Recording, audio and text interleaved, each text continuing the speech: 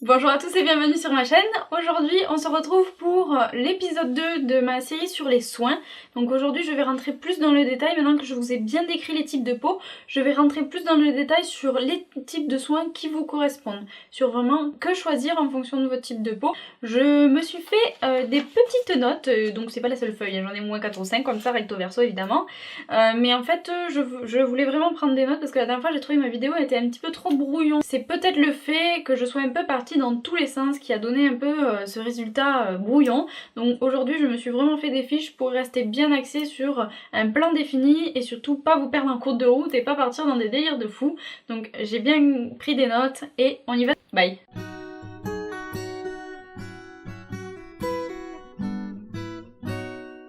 Donc la première chose dont on va parler, c'est les différents types de soins.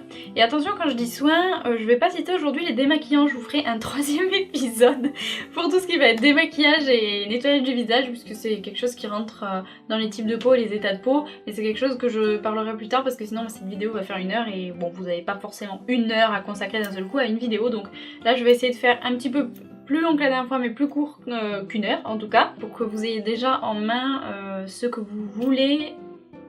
Enfin vous verrez. Je vais vous expliquer un peu les différents types de soins et vous allez vite comprendre. On commence par le contour des yeux. Donc le contour des yeux, c'est quelque chose que vous allez appliquer au niveau de l'os. Là, quand vous touchez vos yeux, vous allez sentir, vous avez l'os là, voilà. Il va s'appliquer à partir de là jusque sur le dessous de l'œil et au niveau de l'arcade sourcilière. Si vous appliquez quelque chose sur votre paupière mobile, ça va avoir tendance à la graisser. Donc il va y avoir deux textures, la texture gélifiée, quelque chose qui contient très peu de gras, et la texture crémeuse qui là au contraire va avoir plus de gras. Vous avez ensuite les sérums, c'est quelque chose qui se met en premier, donc avant la crème en fait. L'application on l'arrête avant l'os qui se situe au niveau des yeux. Vous avez deux textures, la texture gélifiée, texture gel, très peu de gras, et les textures huileuses. Pourquoi texture huileuse et pas texture crémeuse? Parce qu'en fait les sérums c'est des produits qui sont destinés à être sous une crème, donc qui doivent être absorbés rapidement. Il y a très peu de sérum avec une texture crème. Ensuite, il y a les crèmes de jour et de nuit, donc là encore il y a différentes textures, vous avez des textures légères et des textures beaucoup plus riches, et là ça se différencie en fonction du type de peau et de l'état de peau, on y reviendra plus tard. En dernier, vous avez les produits pour les lèvres, donc j'appelle ça des baumes à lèvres et pas des sticks à lèvres, puisque ce sont deux formes différentes. Vous avez le stick qui est en bâtonnet, le plus pratique, et vous avez ensuite des baumes à lèvres qui se situent en pot. Et en pot ça va être une application au doigt, au pinceau, enfin ça c'est à vous de voir mais en général c'est plutôt au doigt. Et là encore on y reviendra juste après. La deuxième petite chose que je voulais aborder avec vous dans cette vidéo, ça va être les bases entre guillemets, donc tout ce qui ne va pas vraiment dépendre de votre type de peau, c'est-à-dire le contour des yeux et les lèvres. Pour le contour des yeux, comme je vous l'expliquais, le contour des yeux c'est sous les yeux au niveau du cerne et au niveau de l'arcade sourcilière, mais pas les paupières mobiles. Ne mettez jamais de crème sur vos paupières puisqu'elle est vraiment très bien irriguée et la peau est très très fine, donc la crème a tendance à rentrer, c'est un coup à vous faire des allergies, donc il vaut mieux éviter la paupière mobile. Pour les yeux, je vous ai parlé tout à l'heure du contour des yeux, il existe en texture gel, donc qui ne contient pas de gras, et en texture crème. La différence entre les deux, c'est que la texture crème va s'appliquer à toutes les personnes, sauf les personnes qui ont tendance à avoir des poches, c'est-à-dire des gonflements au niveau du cerne. Si vous avez des poches, les textures crème en contour des yeux, je vous le déconseille tout simplement parce que ça accentue cet effet de poche. Il vaut mieux partir sur une texture gel, ça a un effet frais qui va en fait relancer la circulation et donc décongestionner et éliminer ces poches sous les yeux. On passe ensuite aux lèvres et mon conseil, il est très simple. Je vous conseille d'utiliser un stick pour la journée pour le côté plus pratique, surtout avec l'hiver qui arrive. Et ensuite, je vous conseille pour le soir d'appliquer au doigt, de vous trouver un pot, tout simplement parce que les baumes à lèvres en pot sont souvent beaucoup plus riches. Donc dans les bases, ce dont je voulais aussi vous parler, c'est les produits qu'on applique le jour et les produits qu'on applique la nuit. Donc pour moi, il y a une très grosse différence entre les produits qu'on met le jour et les produits qu'on met la nuit. Il y a beaucoup de personnes qui mettent ou le jour ou la nuit. Moi ce que je vous conseille c'est de faire les deux, tout simplement parce que la peau n'a pas les mêmes besoins le jour et la nuit. Les jours, elle a vraiment besoin d'être protégée des agressions extérieures, alors que la nuit, la peau va être active. C'est là qu'elle se régénère et que vraiment elle absorbe tous les soins que vous avez mis. Le jour, c'est toujours, quel que soit votre type de peau, de l'hydratation, puisque la peau a toujours besoin d'eau et on ne lui apporte jamais en assez grande quantité. Sachez que l'hydratation ne graisse pas la peau. L'hydratation et la nutrition sont deux choses différentes. Si on vous dit allez vous nourrir, vous n'allez pas boire de l'eau, vous allez manger. Si on vous dit va t'hydrater, vous allez boire de l'eau. Donc la journée, toujours de l'hydratation, le contour des yeux et les lèvres. Pour moi, ça c'est les basiques de soins que vous devriez avoir, tout simplement parce que le contour des yeux est une peau très très fine, donc il lui faut un soin spécifique. La nuit, ce que je vous conseille, c'est toujours pareil, la peau, les yeux, les lèvres, mais pour la peau, je vous conseille d'appliquer à ce moment-là les soins traitants, les soins anti-imperfection, les soins anti-rides, les soins anti-âge en général, c'est les soins traitants qui vont être appliqués la nuit, puisque la peau est active et c'est là qu'elle utilise les actifs des crèmes. On va passer ensuite aux soins selon le type de peau et je vais reprendre l'ordre des types de peau dont je vous avais parlé dans ma vidéo précédente et je vais donc commencer avec la peau mixte. Pour la peau mixte, moi ce que je vous conseille, pour moi, et je parle que de la peau, je vous ai déjà dit ce que je pensais au niveau des yeux et des lèvres, donc là je vais vraiment parler que du visage, je ne reviens pas sur le contour des yeux. Donc pour le visage, ce que je vous conseille, c'est de l'hydratation et l'hydratation en texture gel pour éviter tout le côté nutrition. Donc ce que je vous conseille, c'est un sérum hydratant et un gel hydratant. Et quand je dis gel, je dis pas crème, puisqu'une crème c'est souvent le côté nutritif.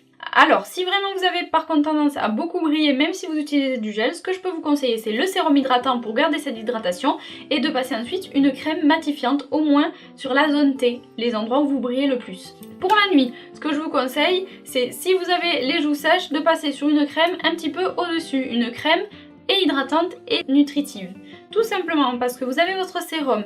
Pour moi, la nuit, on remet un sérum. Donc vous remettez votre sérum hydratant et par-dessus, un petit peu de nutrition si vos joues sont sèches. Si vos joues sont normales, vous pouvez partir sur la même crème que vous mettez la journée ou alors vous pouvez partir sur une crème régulatrice que je vous conseille de n'appliquer que sur la zone T puisque les joues n'ont pas besoin d'être régulées en excès de gras. Donc pour moi, pour une peau mixte, la base pour la journée, sérum hydratant, gel hydratant, à moins que vous ayez une peau beaucoup trop grasse et dans ce cas-là, une crème matifiante. Et attention, une crème matifiante, c'est pas une crème régulatrice. Une crème matifiante va absorber l'excès de gras alors qu'une crème régulatrice va contrôler la production de gras. La nuit, sérum hydratant, gel hydratant ou crème régulatrice. Peau sèche, pour moi, toujours pareil, je vais différencier jour-nuit. Donc pour le jour, une crème hydratante et nutritive.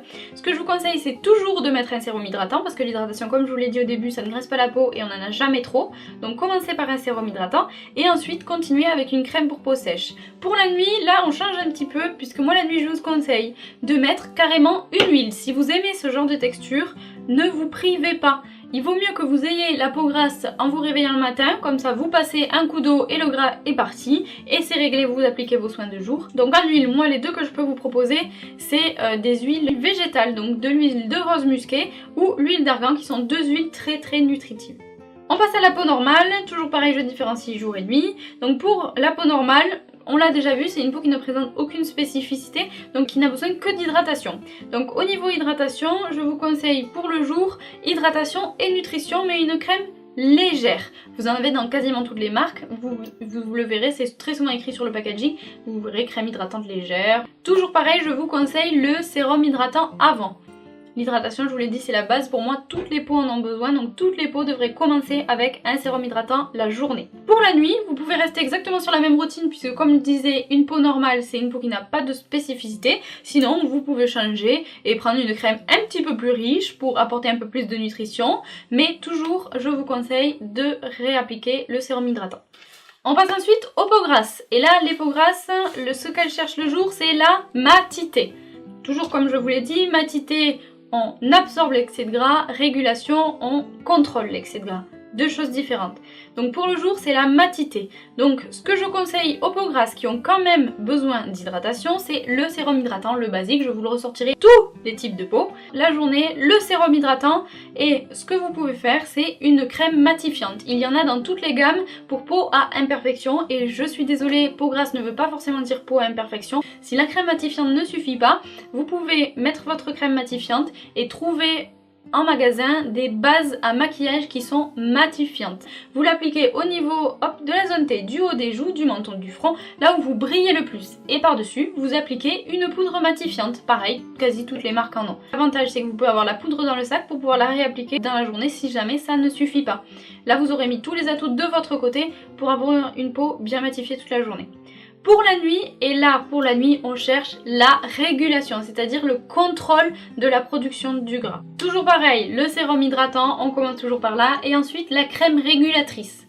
Donc la crème régulatrice, vous en trouvez très facilement, toujours malheureusement, dans les gammes acnéiques. C'est très souvent le cas dans ces gammes-là, vous les trouvez très facilement. Pour les types de peau, je peux en rester là, je vous ai vraiment décrit ce que moi je pense de chaque routine. On passe aux états de peau, et les états de peau c'est un petit peu particulier puisque, comme je vous l'ai dit, la peau est active la nuit. C'est là qu'elle utilise le mieux tous les crèmes traitantes, c'est-à-dire qui ciblent une problématique, c'est-à-dire la peau déshydratée, ça va être quelque chose d'hydratant, les peaux imperfections, ça va être anti-imperfection. Voilà, donc pour moi, les produits qui ciblent un état de peau, c'est des produits que l'on applique la nuit. Pour les peaux déshydratées, je suis désolée, mais il n'y a pas grand chose à faire d'autre que le sérum hydratant, le sérum hydratant, le sérum hydratant et un gel hydratant par-dessus. Vous ne pouvez rien faire d'autre. Les peaux matures, deux petits conseils. Donc soit vous avez une seule problématique, c'est-à-dire fermeté, anti-rides, éclat ou anti-tache, soit vous en avez plusieurs. On va prendre le cas où vous en avez qu'une. Alors ce que je vous conseille, toujours pareil, le sérum hydratant et ensuite par-dessus la crème associée à votre problématique. Si vous avez un problème de fermeté, la crème fermeté. Le cas où vous avez deux soucis, c'est-à-dire que vous avez des rides et un relâchement cutané, donc des problèmes de fermeté, dans ce cas-là, ce que je vous conseille, c'est de prendre le sérum adapté soit à la fermeté et inversement pour la crème. Vous prenez, si vous avez pris un sérum anti-rides, vous prenez la crème perte de fermeté. Voilà, et inversement, ça vous permet de cibler deux problèmes tout en n'appliquant qu'une seule crème. C'est à ça que servent les sérums. Les sérums, je vous le rappelle, c'est quelque chose de beaucoup plus léger, donc vous pouvez l'appliquer sous la crème, quelle que soit la crème que vous appliquez, qu'elle soit riche ou qu'elle soit légère. Pour les peaux imperfections, j'ai essayé de réduire au maximum, tout simplement parce que j'ai énormément de choses à dire sur ce sujet-là, parce que pour ceux qui m'ont connue à cette époque-là, j'ai eu énormément d'acné et je recommence à en avoir un petit peu, mais rien à voir avec ce que j'ai vu avant. Donc j'ai beaucoup de conseils à donner, tout simplement parce que je l'ai vécu et je sais ce que c'est. Le premier conseil que je peux vous donner, c'est aller voir un dermato. Autant vous pouvez gérer le problème avec des soins, autant seul parfois ça ne suffit pas, et si ça ne suffit pas, seul le dermato pourra vous aider pour vous donner un traitement. Ça reste quand même quelque chose que l'on fait en dernier recours, tout simplement parce que c'est des traitements qui sont relativement lourds. Et je ne parle pas que du Roaccutane ou Curacné, c'est le même produit, je parle de tous les traitements qui ont tendance à fortement dessécher la peau. Donc c'est quelque chose qu'il faut faire en connaissance de cause. On ne fait jamais ça les yeux fermés à l'arrache quand on a un bouton sur le menton. Quand vous avez un bouton sur le menton, ou 3 ou 4, ou vous avez très peu d'acné, ou en tout cas que ça ne vous dérange pas, ce que je vous conseille c'est deux choses. Sur les imperfections, mais vraiment très localement sur l'imperfection, c'est d'appliquer l'huile essentielle d'arbre à thé ou de titri comme vous voulez à l'aide d'un coton-tige. Vous mettez une goutte et vous l'appliquez directement sur les imperfections. Et quand je dis imperfection, j'entends pas point noir, j'entends vraiment bouton blanc d'acné. Ce que vous pouvez faire d'autre, en plus que vous pouvez rajouter, c'est sur une zone, vous pouvez appliquer une crème à base d'acide salicylique, c'est-à-dire une crème qui va éviter tout ce qui va être comédon, pores dilatés, qui va vraiment vous aider à gérer aussi les cicatrices. Vous pouvez très bien associer les deux, faites attention, c'est quand même très fort, donc je vous conseille d'alterner un soir la crème, un soir le titri. Autre petit conseil pour les peaux imperfections, pour tous les produits que vous appliquez sur votre visage, essayez d'acheter des produits non comédogènes, tout simplement parce qu'il y a certains actifs dans des crèmes qui vont avoir tendance à boucher les pores de la peau. Ne rajoutez pas des choses qui vont vous boucher les pores, c'est vous tirer une balle dans le pied. On passe ensuite aux peaux sensibles. Évitez tout ce qui va être les cotons et les lingettes par exemple. Alors là, si vous voulez vraiment vous sensibiliser la peau, utilisez des lingettes, il n'y a pas mieux. Donc pour moi, une peau sensible va utiliser une crème anti-rougeur et ou, parfois vous en avez qui font les deux, calmante, pour vraiment calmer cette sensation de réaction. Ce que vous pouvez faire, que je vous conseille pour les peaux sensibles, c'est d'utiliser des textures gel, notamment au contour des yeux, vous êtes une zone qui est beaucoup plus sensible que le reste, et pour le sérum, d'utiliser des textures gel, puisqu'elles ont une tendance à avoir un effet frais qui va relancer la circulation et éviter les rougeurs localisées. Et on arrive enfin aux peaux atopiques, et pour moi les peaux atopiques c'est quelque chose qui relève de la dermatologie. Si vous avez une peau qui réagit facilement, je vous conseille d'aller chez un dermatologue pour qu'il pose un diagnostic de peau atopique et qu'il vous conseille une marque en particulier. Une peau atopique devrait avoir des crèmes très riches puisque c'est souvent un type de peau qui est très sec, mais surtout des cosmétiques stériles. De plus en plus de marques font des cosmétiques stériles.